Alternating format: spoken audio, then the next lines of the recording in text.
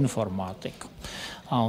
Kas ir raksturīgi šīm programmām, ir tas, ka viņas ir bezmaz pirmās, tagad arī faktiski RTU mērogā, kurās ir tieši starp fakultāšu sadarbība. Liela interese, teiksim, ir par šīm robotizētām sistēmām. Mēs jau gadiem ilgi organizējam skolnieku un ne tikai skolnieku dažādas robotu sacensības. Ja, un tur tiešām cilvēki daudz. Plus vēl šogad mums ir jauns projekts, saucams Interreg projekts, kurā ir iesaistīta Latvija un Igaunija. Un tur arī būs šīs robotu sacensības. Šī projekta ietvaros starp Latvijas augstskolām un Igaunijas augstskolām. Pirmām kārtām Tartu universitāte un Tallinas tehnoloģisko universitāte.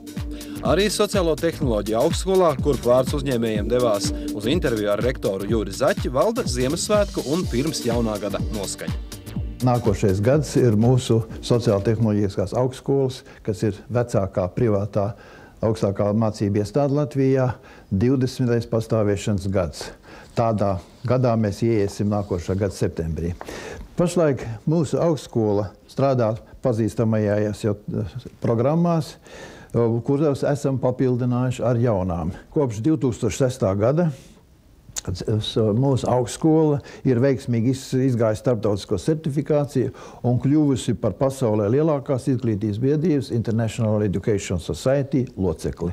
Līdz ar to mēs esam pasaulē pazīstami, un pēc tās es biju pats pārsteigts, ka mūs atpazīst daudzas vietās un par mums interesējas no dažādām valstīm. Vai jūs esiet tie, kas tur tajā sarakstā esiet?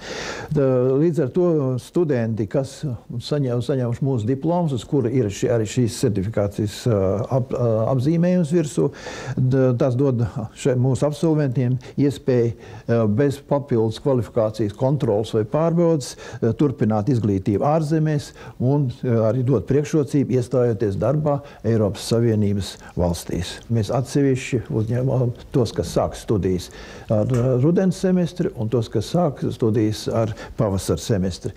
Līdz ar to, varētu teikt, studiju uzsākšanā arī mums ir divreiz, jo atskaits periods mums ir, kā tas ir pasaules augstskolās praktiski visur, nevis akadēmiskais gads, bet semestris. Laipni lūdzam, jebkurā brīdī pie mums, un jūs to nenožēlosiet, jo es neesmu vēl līdz šim manījis kāds students, kas to būtu nožēlojis. Drīzāk otrādi, kāpēc es agrāk to nezināju.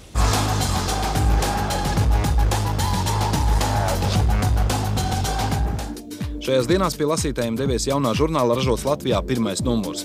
Tajā finanšu ministrs Andris Vilks aicina būt lepniem par Latvijas ražotājiem, Mārtiņš Sirmais atklāti par latviešu ēšanas paradumiem, leģenda par slaveno fabriku Laima un Latvijā radītu kosmētiku gultām durvīm. Žurnālā ik reizi varēs pārliecināties, ka Latvijā ražo vairāk nekā mēs zinām. Žurnālu vēl var paspēt abonēt, tas iznāks katru otro mēnesi, cena gadam 8,80 centīmi, un, kas galvenais, žurnāla abonentiem ieeja nākamā gada izstādēs Ražots Baltijā 2011 un Ražots Latvijā 2011 būs par velti.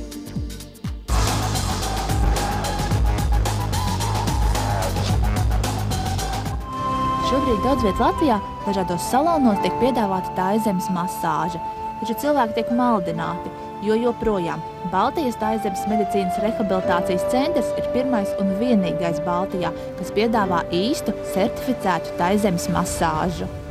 Mierīgi gaidām mūsu slavenā